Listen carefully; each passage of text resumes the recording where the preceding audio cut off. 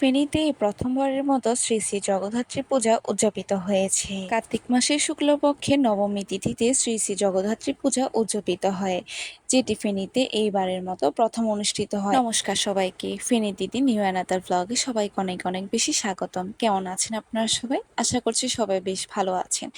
যেহেতু এবার ফেনীতে প্রথমবারের মতো অনুষ্ঠিত হয়েছে শ্রী শ্রী জগদ্ধাত্রী পূজা, আর সে উপলক্ষে কিছু ইভেন্টও অনুষ্ঠিত হয়। বিকাল ৩ ঘটিকায় গীতাপাঠ অনুষ্ঠিত হয় ক, খ এবং গ বিভাগের, আর যেখানে আমি অংশগ্রহণ করি।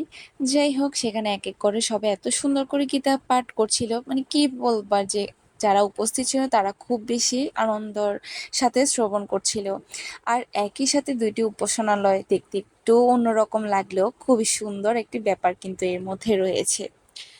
আর এরপর তো আমার কিছু ভালোবাসার মানুষদের সাথে দেখা হয়ে যায়, তারা আমার ফলোয়ার্স নয়, এটা আমার পরিবারের একটি অংশ বললেই চলে। এরপর আমরা সব ভাই বোনরা মিলে হচ্ছে গিয়ে চা খাওয়ার ক্রেভিংস হয়, যেটার জন্য আমরা চলে যাচ্ছিলাম সেই 400 বছরের পুরনো গাছের যে জায়গাটি রয়েছে, আমার ঠিক নামটি মনে পড়ছে না এই মুহূর্তে, তবে আপনারা হয়তো চিনতে পারবেন আমি কোন জায়গাটির কথা বলতে চাচ্ছি আর কি।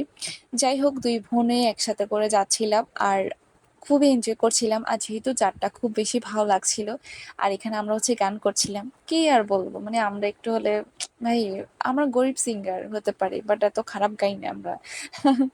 যাই হোক, মজা করলাম একটু। এরপর হচ্ছে আমরা চলে আসি, আর এখানে হচ্ছে আমরা একটা রেস্টুরেন্ট আছে যেখানে ক্ষুধা লাগছে, যেটা আর কি যেখানে প্রথমবারের মতো আমরা গিয়েছিলাম। সেখানে হচ্ছে চাউমিনটা আমরা টেস্ট করে ভালোই লেগেছিল। আর আমি কোনো ফুড ব্লগার নই যে আমি কোনো খাবারের রিভিউ দিব, যেটা আমার ভালো লেগেছিল জাস্ট সেটাই আমি বলছিলাম। এরপর আমরা সবাই মিলে খুব মজার একটি রং চা খাই, যেটা কিনা খুব খুব খুব বেশি ভালো ছিল। আর এরপর আমরা সবাই মিলে আবার চলে আসি মন্দিরে। আর তখন কিন্তু অনেক অনেক ভক্তের সমাগম হয়, যেহেতু সন্ধ্যার পর মানুষ একটু বেশি হবে, এটাই স্বাভাবিক। আর মাকে কি যে সুন্দর লেগেছিল কি বলবো। আর শ্রী শ্রী জগদ্ধাত্রীর পূজা যে কমিটি রয়েছে তাদেরকে আমি অসংখ্য অসংখ্য ধন্যবাদ জানাই। আমার ভাইয়ের বয়সী কিংবা আমার ভাই থেকে বড় হবে তারাই হচ্ছে এই পূজাটি করে, আর এত সুন্দরভাবে করে। এত অল্প বয়সে এত বড় একটি দায়িত্ব তাদের কাঁধে ছিল, যেটা মানে চিন্তারও বাহিরে আর কি। যাই হোক, ভাইদের জন্য অনেক অনেক ভালোবাসা, আশীর্বাদ আর শুভকামনা থাকলো। যদি তোমরা কেউ আমার ভিডিওটি দেখে থাকো তাহলে অবশ্যই একটু কমেন্ট করে জানাবে। তোমাদের জন্য অনেক অনেক বেশি শুভকামনা। আগামী দিনগুলোতে এরকম ভাবেই যেন আমরা তোমাদেরকে দেখতে পাই আবারও ফেনীতে। প্রথমবার হিসেবে তোমরা যা করেছো বা যা দেখিয়েছো ফেনীবাসীকে, তা মনে রাখার মতো ছিল। আর অনেক অনেক বেশি আশীর্বাদ তোমাদের জন্য, সামনে আরো ভালো কিছু করা, এটাই শ্রী শ্রী প্রার্থনা করি। জগদ্ধাত্রী পুজো উদযাপন কমিটির এই সুন্দর উদ্যোগটি আসলে প্রশংসনীয়।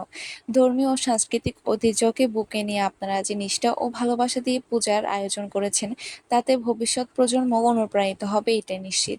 আপনাদের জন্য রইল আন্তরিক শুভেচ্ছা। জগদ্ধাত্রী মায়ের আশীর্বাদ যেন আপনাদের জীবনে সুখ ও শান্তি সাফল্য নেমে আসে। এরপর সব দাদারা মিলে একটু নিজেদের মধ্যে আনন্দ করছিল, আর এটা দেখতেও বেশ ভালো লাগছিল আর কি। সন্ধ্যার পরে অনেক অনেক বেশি ভক্ত হয় আর কি, আর এটা দেখতেও খুব বেশি ভালো লাগে। এটা শ্রী শ্রী জগদ্ধাত্রী পূজা উদযাপন কমিটির একটি সাফল্য বলতে গেলেই চলে, কারণ তাদের এই ভালোবাসা নিষ্ঠার কারণে কিন্তু এত এত ভক্তরা আসে মন্দিরে মায়ের পূজা দেখার জন্য। এটা তাদের সবচেয়ে বড় একটি পাওনা বলতে গেলেই চলে। যাই হোক, এটা আমাদের কাছে অনেক বেশি গর্বের যে আমাদের ফেনীতে প্রত্যেকটা পূজাই অনুষ্ঠিত হচ্ছে এক এক করে।